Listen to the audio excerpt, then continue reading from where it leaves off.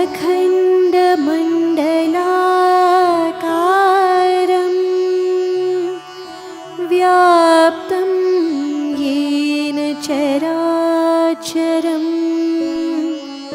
तत्पदं दर्शितं येन। તમે બધા આજે ઓરેન્જ કલરના કપડા પહેરીને આવ્યા છો? કેમ આવ્યા છો તમને ખબર છે? આજે આપણી શાળામાં સેલિબ્રેશન છે, પણ શેનું સેલિબ્રેશન છે? આજે શું છે કોઈને ખબર છે? એટલે આપણે આજે કેવા કલરના કપડા પહેરીને આવ્યા છીએ? હવે આજે આપણી શાળામાં અને આજે કયો દિવસ છે તો કે ગુરુ પૂર્ણિમા. શું છે? ગુરુ પૂર્ણિમા. ગુરુ પૂર્ણિમા એટલે શું? કોઈને ખબર છે? કોઈને ખબર છે? હા બોલો બેટા.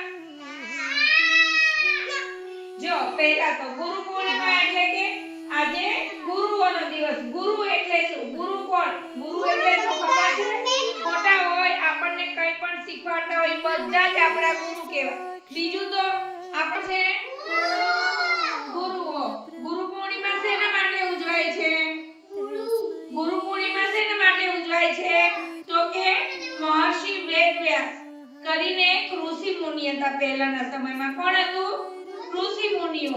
તો તમારો જેમ જન્મદિવસ આવે છે ને એની મહર્ષિ વેદવ્યાસનો જેમ જન્મદિવસ હતો ને તો એની યાદમાં આપણે શું ઉજવીએ છીએ? શું ઉજવીએ છીએ?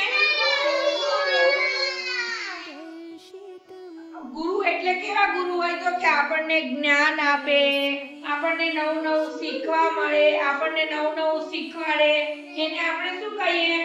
ગુરુ. ગુરુ પૂર્ણિમા શું કરવા ઉજવાય તો કે મહર્ષિ વેદવ્યાસના જન્મ દિવસ નિમિત્તે આપણે શું ઉજવીએ છીએ? ગુરુ પૂર્ણિમા. શું ઉજવીએ છીએ? ગુરુ પૂર્ણિમા. ગુરુ પૂર્ણિમાને બીજા કયા નામથી ઓળખાય છે તો કે વ્યાસ પૂર્ણિમા પણ કહીએ. હવે આપણે જેની પાસેથી શીખવા મળે ને બધું એને આપણે આપણા ગુરુ કહીએ છીએ. તો આપણા જીવનમાં પહેલા ગુરુ કોણ આપણા? તમને કોઈ કે આપણા પહેલા ગુરુ કોણ? પિતા આપણા પહેલા ગુરુ. કોણ? આપણા માતા પિતા પહેલા ગુરુ. પછી કોણ? તો કે આપણા ટીચરો જે આપણા મેમ, સર, વૈદય મેમ બધા કોણ છે? ગુરુજી. પછી બીજા ભાઈ બહેન જે આપણને કંઈક સારું સારું શીખવાડતા હોય, આપણને જે નવું નવું શીખવે ને એ બધા આપણા ગુરુ કહેવાય. કોણ કહેવાય? હવે તો આજે આપણે શું કરીશું? ઘરે આપણને જે કોઈ આપણાથી મોટા ભાઈ બહેન, મમ્મી પપ્પા, દાદા દાદી બધા હોય ને એ બધાને આપણે શું કરીશું?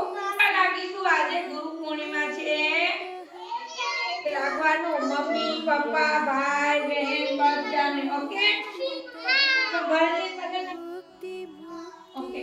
પછી આપણે ઘરે કોઈ જ વસ્તુની ક્યારે જીદ કરવાની. ઘરે જઈને મમ્મી પપ્પા કેમ આપણું હોમવર્ક પૂરું કરવાનું.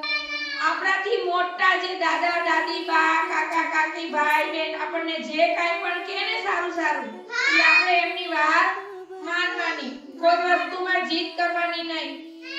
ફૂલ માનશો ને ઘરે જઈને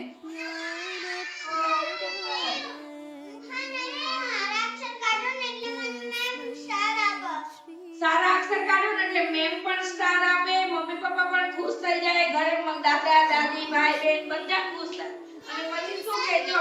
મારા બાળકે કેટલા મસ્ત અક્ષર કાઢ્યા. એને એવું મમ્મી આપે ને તમને એટલે મમ્મી પપ્પાની વાત માનો.